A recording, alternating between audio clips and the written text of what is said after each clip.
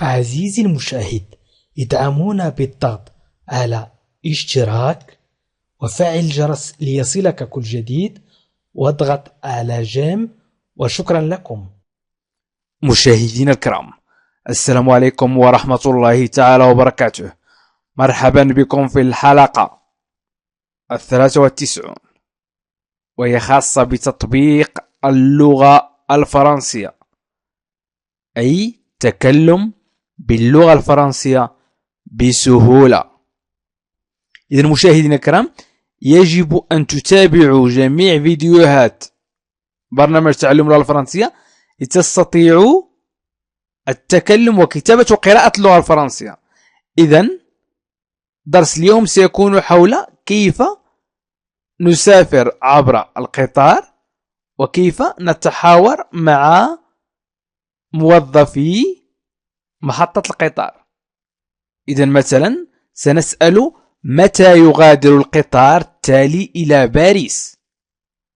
Quand part le prochain train pour Paris? Quand part le prochain train pour Paris? Quand part. متى يغادر le prochain train القطار التالي. le train القطار prochain تالي pour Paris إلى باريس. إذن quand متى.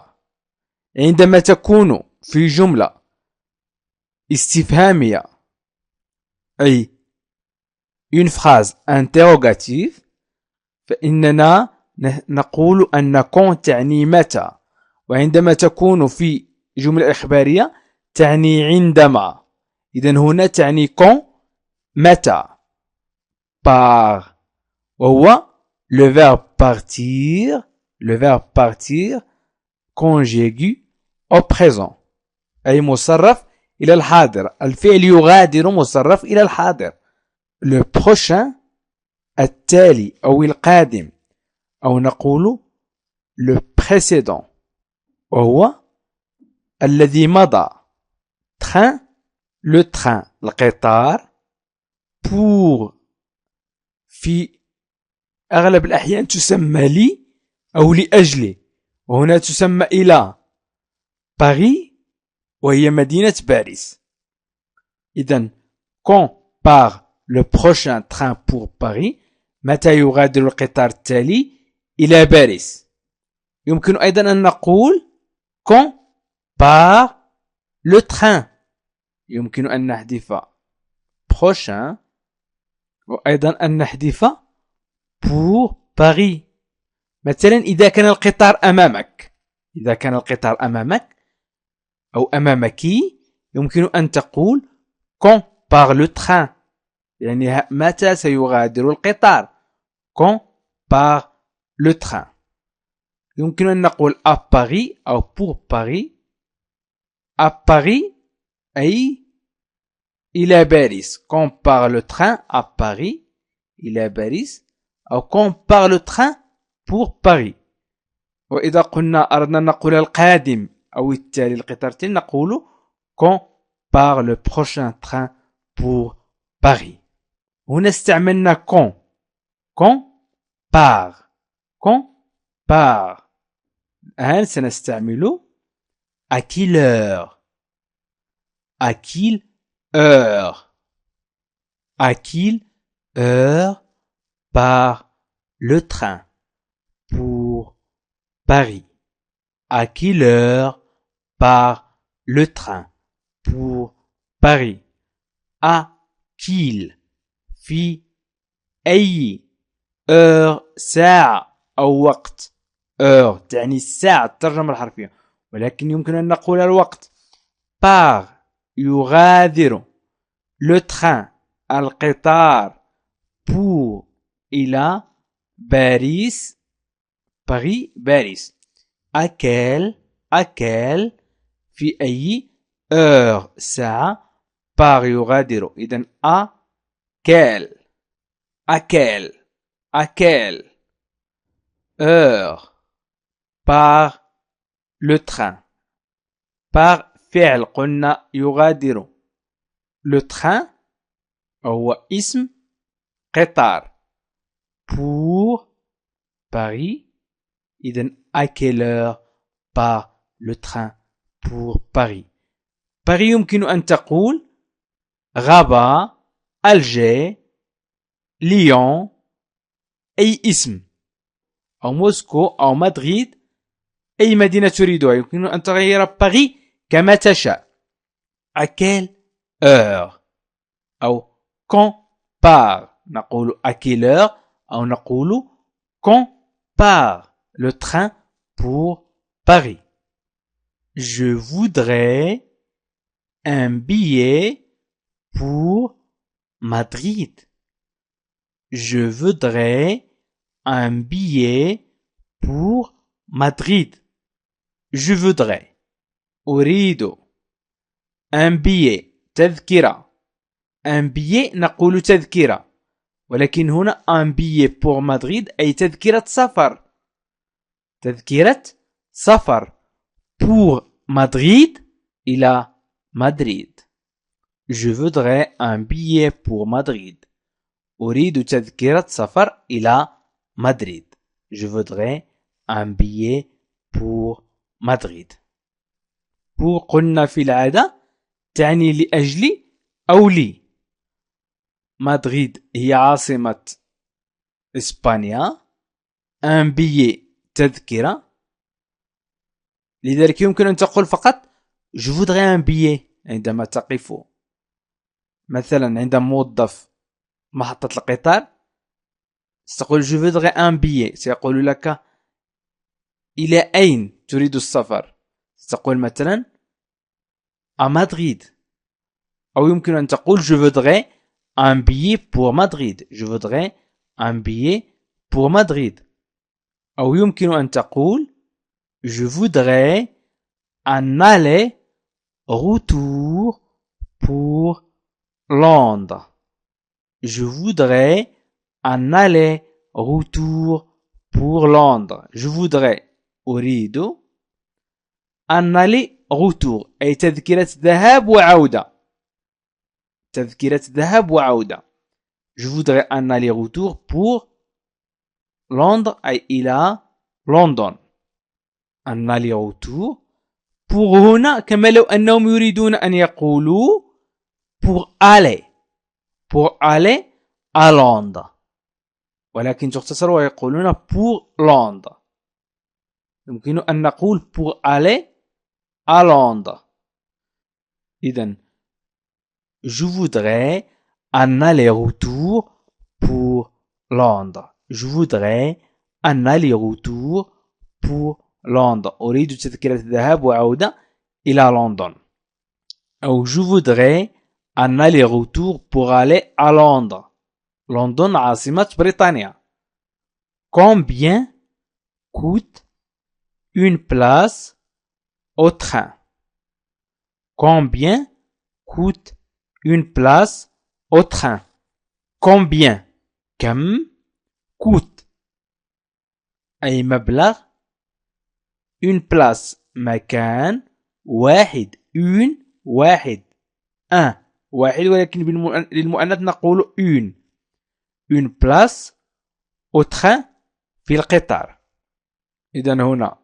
combien كم combien coûte يمكن أن نقول combien coûte un kilo de tomates combien coûte une place يعني مكان واحد au train في القطار combien coûte une place au train كم مبلغ مكان واحد في القطار combien coûte une place combien coûte une place au train combien coûte une place au train كم مبلغ مكان واحد في القطار إذا استعملنا quand و à quelle heure و combien مثلا إذا أردنا أن نقول متى يصل القطار إلى موسكو أو متى سيصل بنا القطار إلى موسكو سواء متى سيصل القطار إلى موسكو أو متى سيصل بنا القطار إلى موسكو نقول quand le train arrive à Moscou. Quand le train arrive à Moscou. Quand متى le train arrive يصل القطار. arrive يصل le train القطار à إلى موسكو أي عاصمة روسيا. إذن quand متى le train arrive quand le train arrive à Moscou. هنا لم نقول pour Moscou. pour عندما نريد أن نقول نذهب نريد تذكير للذهاب إلى للذهاب إلى وهنا تعني إلى متى نصل إلى فقط. إذن est-ce que je dois changer le train مثلا. إذن هنا quand le train arrive à Moscou. quand متى le train القطار arrive le verbe arriver à Moscou إلى موسكو. يمكن أن نطرح أسئلة أخرى بأدوات أخرى. est-ce que je dois changer de train. est-ce que je dois changer de train. est-ce que هل je dois changer. je dois يجب علي. tu dois يجب عليك. changer تغيير يجب علي تغيير القطار أو أن أغير مثلا le train القطار.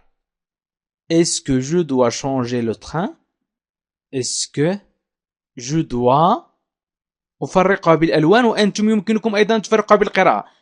est-ce que je dois changer de train. لكي تستطيعوا نطق اللغة الفرنسية يجب تفرقة بين الكلمات. est-ce que je dois changer de train أو est-ce que je dois changer le train. يعني عندما تسافر وتطلب مثلا الذهاب إلى موسكو مثلا هل ستغير القطار في الطريق. هل ستغير القطار في الطريق أم القطار سيذهب مباشرة إلى موسكو. est-ce que je dois changer le train. je dois changer يجب علي أن أغير. tu dois changer يجب عليك أن تغير. il doit changer يجب عليه أن يغير. إذن je dois tu dois elle doit وهي la conjugaison du verbe devoir أي يجب. يمكن أيضا أن تقول أن تطرح السؤال آخر بطريقة أخرى. y a-t-il un wagon lit dans le train. هناك من يقول wagon وهناك من يقول wagon. wagon هي عربة من عربات القطار. wagon lit أي عربات النوم. إذن y-a-t-il هل توجد un wagon lit لأن W تقرأ و في بعض الأحيان ولكن هناك في كندا من يقول wagon وأيضا هناك في فرنسا مناطق تقول wagon.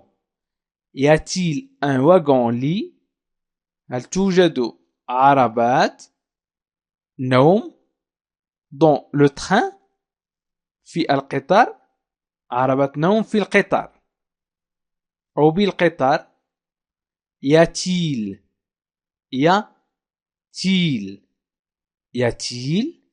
تعني هل توجد. il y a توجد y a-t-il هل توجد.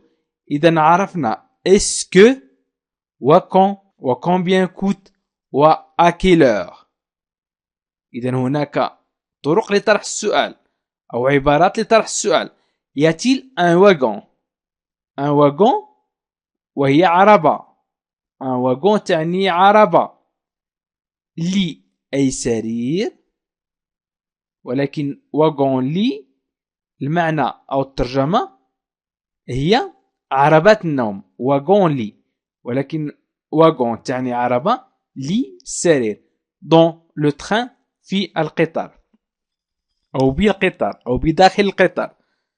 إذا مشاهدينا الكرام، لكي تتعلموا نطق اللغة الفرنسية والتكلم باللغة الفرنسية لا يجب عليكم أن تحفظوا الكلمات، بل يجب عليكم أن تعيدوا الفيديو والدرس مع أخذ بعض النقاط فقط، وإن شاء الله ستستطيعون التكلم باللغة الفرنسية. وأطلب منكم أن تعينوا إخوانكم بمشاركة الفيديو عبر الواتساب والفيسبوك وتويتر لكي تعم الفائدة. وأيضا يمكنكم مشاهدينا الكرام، لمن أراد تعلم اللغة الفرنسية في برنامج تعلم اللغة الفرنسية في 3 أشهر، يمكنه الضغط على الروابط أسفل الفيديو في خانة الوصف أو في خانة التعليق، أو الضغط على لا لونغ فرانسيز والنزول إلى قوائم تعلم اللغة الفرنسية في 3 أشهر، أو الضغط على علامة إي في أعلى الفيديو على الجهة اليسرى، وستجد مجموعة من القوائم لتعلم اللغة الفرنسية في 3 أشهر. وجزاكم الله خيرا، وإلى لقاء آخر في فيديو آخر إن شاء الله. عزيزي المشاهد، ادعمونا بالضغط على اشتراك وفعل الجرس ليصلك كل جديد، واضغط على جيم، وشكرا لكم.